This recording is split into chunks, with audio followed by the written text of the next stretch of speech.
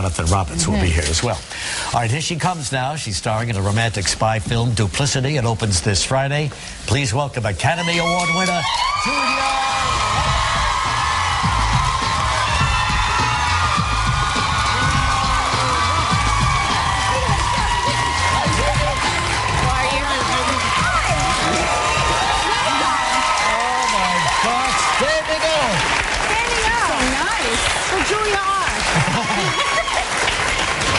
Oh boy, it's so nice to have you here. Oh, thank you. Julia, is it everything you dreamed it would be coming here? It looks different on television.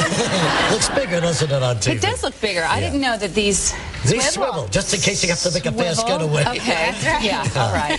Anyway, it's so nice to see you. Thank you look you. wonderful. Thanks. And I saw the movie and I enjoyed it. I had trouble staying with it. All right. You know, the plot, I miss those kinds of plots because you don't see them anymore. Yeah, you're out of practice. Exactly right. You're right. And those plots are hard for us to follow anyway. But we credit having children. Yes. Which you know all about, yes, as a matter of fact. I do. Congratulations on your beautiful family. Thank you.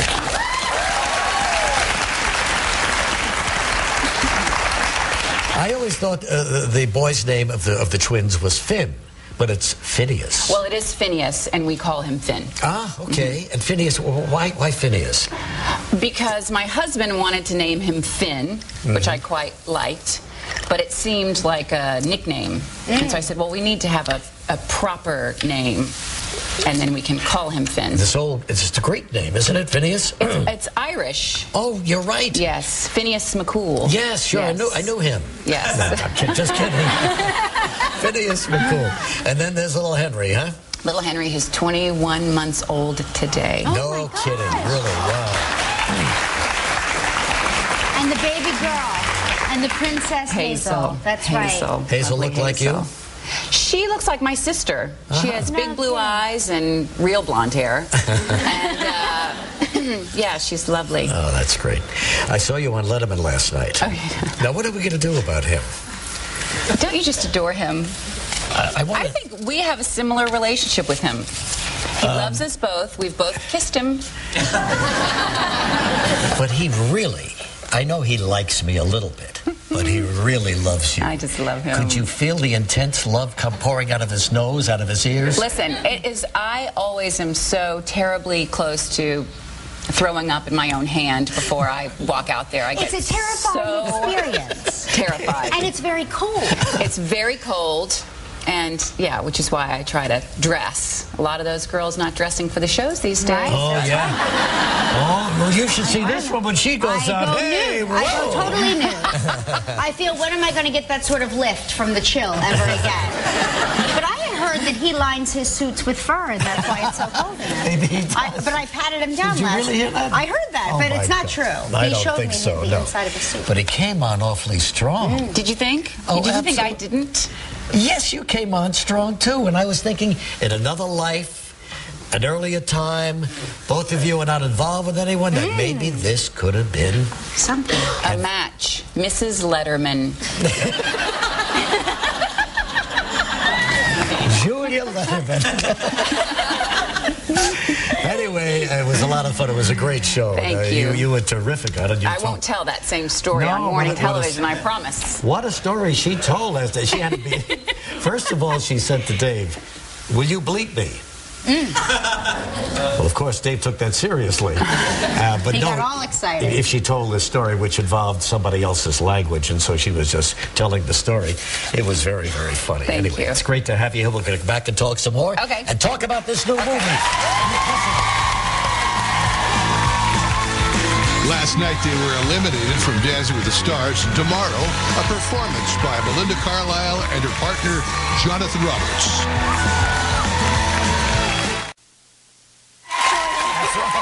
You're right. You're absolutely right. So when did you first hear about this movie? Clive Owen, who's my co-star and friend, yes. We like some Clive Owen in this place. It's a nice addition to the day, Clive.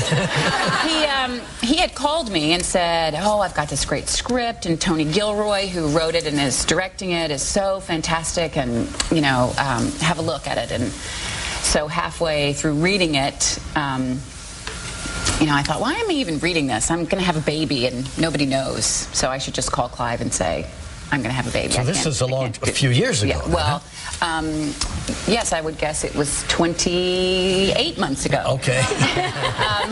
So I said, I'm going to have a baby. And they both went off and kind of did other things. And then when they got back together to get it started again, they called and said, what do you think about now? And I had a look, and it was just a dream. I met with Tony, and he's so smart and interesting and supported my situation with my new child that I wanted to take care of and still kind of play this fun part, and it all worked out so perfectly. Boy, it sure did. So you got to bring the baby to work with you? Is that how you worked it out? Yeah. And lots of breaks and all of that? Yes. It's got to be fun. It was really fun. I felt a new spoiled. baby on the set It was and everything. great. Yeah. But you have the greatest assortment of leading men, you know? George Clooney, Clive. Yes. All of these guys are tall, dark, and handsome. Yes. Yeah. Where does that leave That's me? usually the type you find in film. What about Regis? Do you ever think about doing Ocean's 14, say, with Regis Philbin as like one that. of That is the group? Well, I wasn't in 13, so Time for you to come maybe you back should talk with a to brand Brad new or edition. George about getting you in on 14. George is a great practical joker, isn't he? He is. You have worked with him, so what is the one practical joke you remember the most about him? Well, the one I remember the most is the one that I narrowly escaped because George had done some things to my hotel suite and while I was gone, and I came home and, you know, the phone rings, answer the phone, and the earpiece is filled with Neosporin or Vaseline or, you know, hello? So that's not nice. So I had retaliated in his room, and then he'd retaliated in my room. So as I was going back for my retaliation, he was at work, and so it was safe. So my girlfriend and I are sneaking down the hallway of this fancy hotel. I mean, I don't know how, we're like puppies, you know. We're going down the hall, and we pass the valet, the wonderful man that services all the rooms and all the needs of all the people in the rooms. Yeah. And he's drenched. He's in his uniform, and he's drenched. And we say, David, what happened? He said, it was just the strangest thing. I just went into Mr. Clooney's room, and this bucket of water. Oh, he had it set for you? On my head. Oh, my God. Horrible. David took it for you, huh? David took the hit. Oh, my God. And I just breezed right in. That's very, very funny. Well, let's take a look at duplicity when we come back, okay? We'll be right back.